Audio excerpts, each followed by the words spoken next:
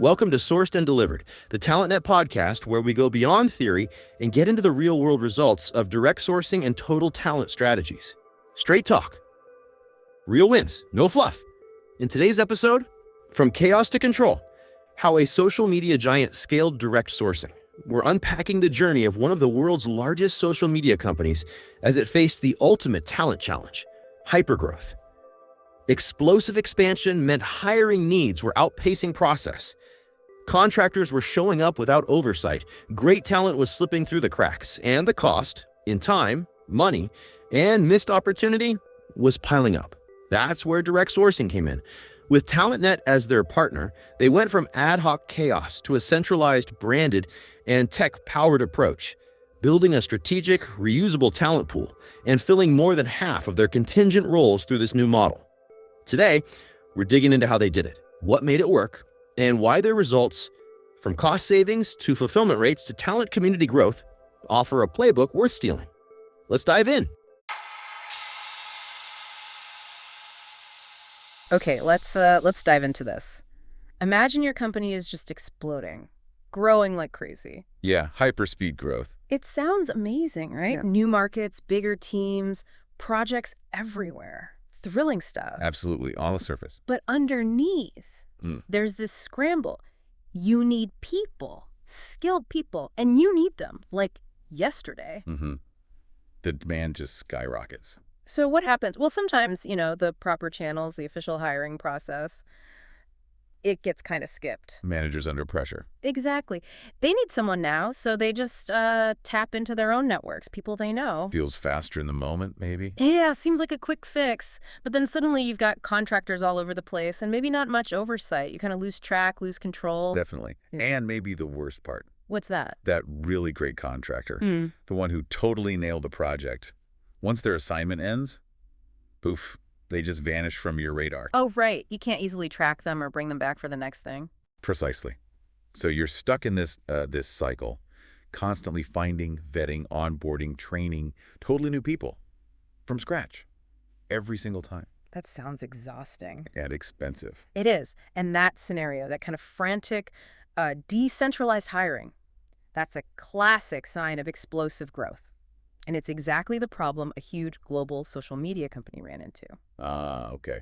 So that's our focus today. Yep. Our source material today looks right into their journey during what they called significant and sustained hypergrowth. Got it. And they realized this chaos, it just wasn't sustainable, right? They needed a better way, a more structured way to handle all these contingent workers. Exactly. We're talking contractors, temps, freelancers, anyone not permanent. The volume was just overwhelming the old ways. So they partnered up with a company called TalentNet. TalentNet. All right. So our mission for this deep dive is really to unpack that. How did they get from that reactive manager knows a guy system to something much more controlled, more strategic, using this thing called direct sourcing? Direct sourcing. Okay. We want to look at what they did, sure. And the results there are pretty dramatic, but also why. Why those specific changes? And, what can you maybe take away from their experience for your own situation? Sounds good. So let's start with the pain. Where did this hyper-growth hiring chaos really bite them? Well, the source points out that the sheer speed, the scale of the growth, it meant hiring needs just exploded. So fast that the existing formal program for contingent labor, it just couldn't keep pace. Couldn't handle the volume. Nope. And that directly led to managers doing those end runs, bypassing the system entirely. Just going rogue to get the job done. Right. Under pressure. You got it.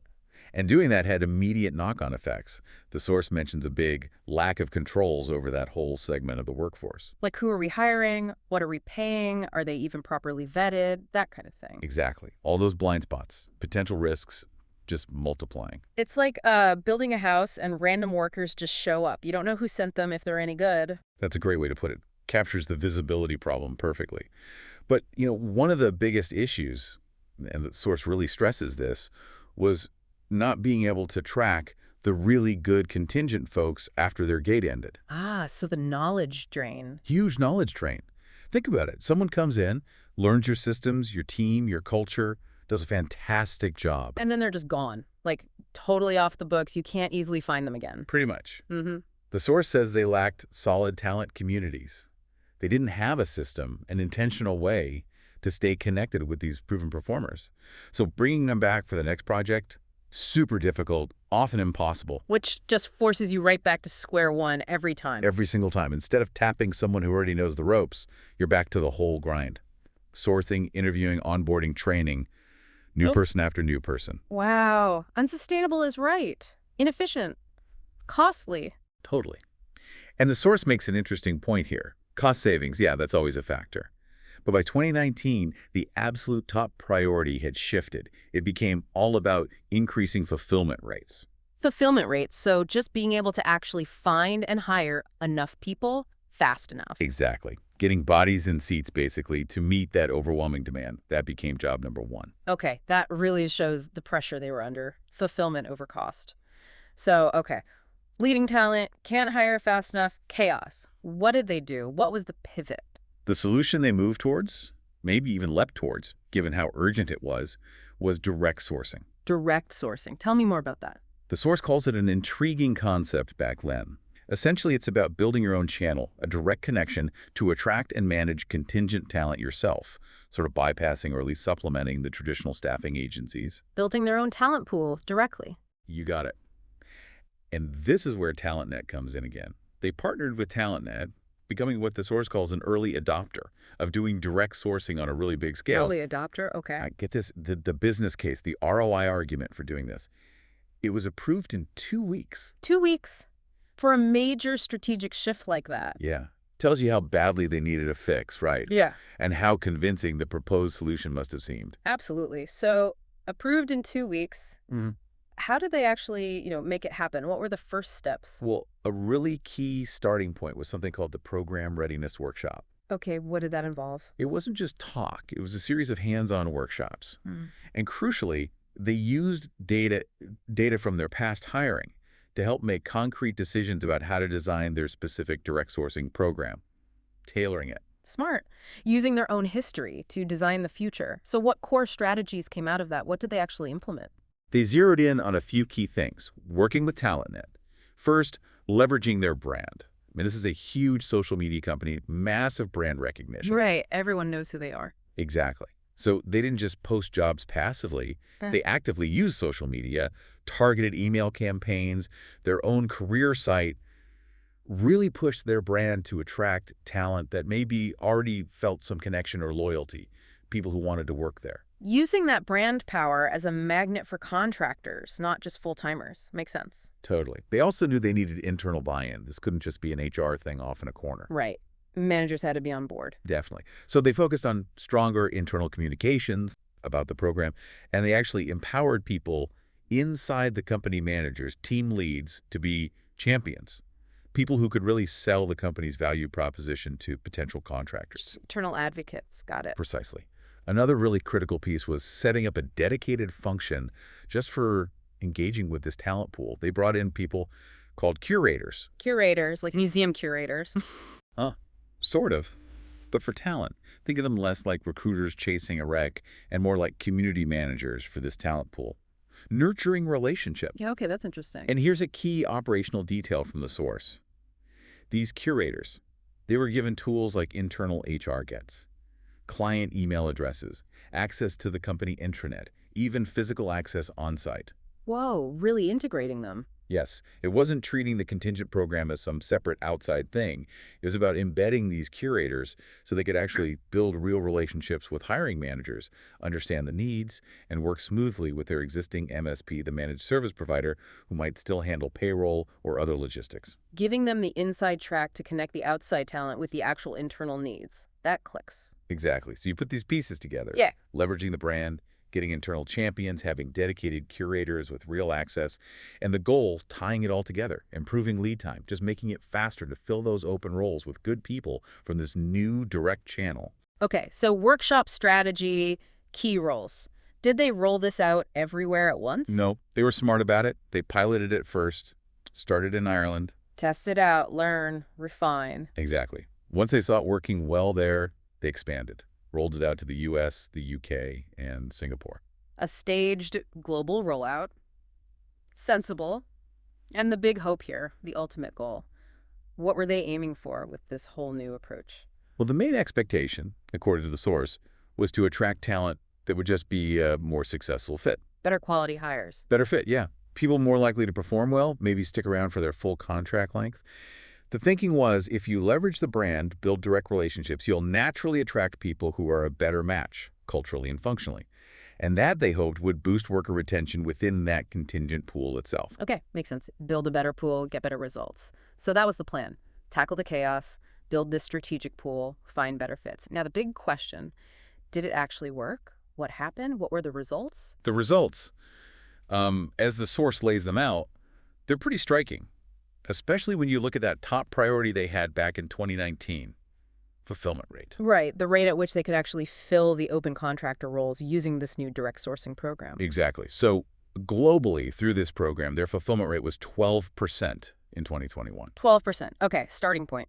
Then it climbed to 20% in 2022, then 29% in 2023. Okay, steady progress. And then the source says in 2024, it surged.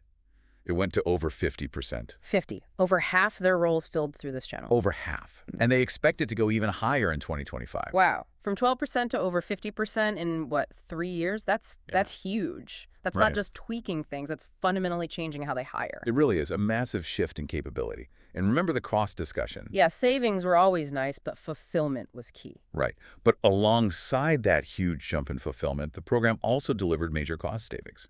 The source mentions millions per year saved because this channel was just more efficient than relying solely on traditional methods. Millions saved while filling way more roles. That's the dream combo, isn't it? Pretty much.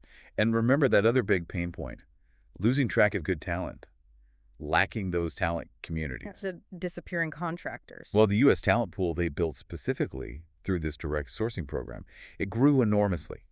By 2024, it had over 68,000 members. 68,000 people in their directly managed pool, people they now have a connection with who know the company, potentially have proven skills. Exactly. That directly hits that problem of always starting from scratch. Now they have this huge community to tap into first. Okay, that's transformative. So these numbers, the fulfillment rate, the cost savings, the massive talent pool, they tie back to the bigger picture goals. Absolutely. The source connects these dots clearly. They got more control over their contingent workforce, they dramatically cut down the time it took to fill jobs, and critically, they built the system to leverage that growing pool of known talent. Meaning they can actually find and bring back those successful workers now. Yes. Which lets them build, as the source puts it, high-performing teams with experienced workers. Think about the onboarding time saved when someone comes back who already knows the environment, the tools, the team. Huge advantage, less ramp-up time. Exactly. And it fundamentally reduced their need to constantly find, vet, and train brand new people for the long haul. Mm-hmm. The source talks about future payoffs, like better retention, even within the contingent workforce itself. Okay, so we've followed the journey. Hypergrowth chaos leads to this strategic pivot with direct sourcing, leads to these really impressive results. What's the big lesson here? How do we connect this giant company's story back to, the listeners? I think what's really fascinating, the core insight maybe, is seeing that shift, moving away from just reacting from that almost accidental way contingent hiring happens during fast growth. Right, the ad hoc approach. To being truly proactive, centralized, strategic. It wasn't just about finding a new vendor or a slightly better process. It was about intentionally building an asset. An asset, you mean the talent pool? Exactly. That talent community became a strategic asset. They nurtured it, leveraged their brand to build it, put dedicated people like the curators in place to manage it. The insight is realizing your contingent workforce isn't just temporary help. It's a potential strategic resource pool that can give you real agility and help you scale effectively. Treating it like a valuable resource, not just a temporary fix. Okay, so if you, the listener, are maybe facing your own growth challenges or struggling with finding talent or just feeling like you're losing good people, this story shows a structured way forward. Yeah, it's a concrete example, an approach that yielded really significant measurable results. And it highlights that focusing on building relationships, building that community, it's not just a nice to have. It can be core to solving those big hiring challenges. It's not just about filling seats today, but building for tomorrow, too. Which brings up an interesting point, doesn't it? Thinking about that big talent community they built and how they focused on re-engaging people who'd worked there before. Well, there's that saying, right? Knowledge is most valuable when understood and applied. So if you intentionally build this reusable pool of experienced workers, people who already know your company, how does that fundamentally change how you approach scaling, how you approach innovation, compared to always bringing in fresh faces who have to learn everything from day one? That's a really good question, having that embedded knowledge ready to go. Yeah, think about the potential speed and quality difference. Definitely something to chew on. So, okay, we've taken a deep dive today. We saw how this huge social media company tackled the absolute chaos of hyper-growth hiring. Yep, implementing that direct sourcing strategy with TalentNet. And the results were pretty staggering. Fulfillment rates soaring, huge cost savings, and this massive, valuable talent community getting built. Real transformation. So maybe consider that final thought. What could building your own accessible pool of proven talent, whether that's for your company, your team, or even just your personal professional network, what could that mean for your future projects, your ability to adapt, your career? Something to think about. Definitely. Thanks for walking us through that. My pleasure. That wraps this episode of Sourced and Delivered. What began as hypergrowth chaos turned into a case study in strategic transformation, with direct sourcing not only streamlining hiring, but building an asset, a living, growing community of talent. From a 12% fulfillment rate to over 50%, from disconnected contractors to a pool of over 68,000 known candidates, from costly staffing cycles to sustainable in-house capability. This wasn't just about finding talent. It was about owning the process. If this story got you thinking about how you manage growth, engage past workers, or scale your own contingent strategy, you're not alone. The big takeaway? Building and nurturing your talent community isn't just a nice idea, it's a competitive advantage. To learn more, check out the show notes for links to tools, case studies, and other resources from TalentNet. And if you liked what you heard, don't forget to follow or subscribe, and leave a quick review. It helps others find practical, proven strategies that deliver real results. Thanks for tuning in to Sourced and Delivered, presented by TalentNet. Until next time, keep sourcing smart and delivering value.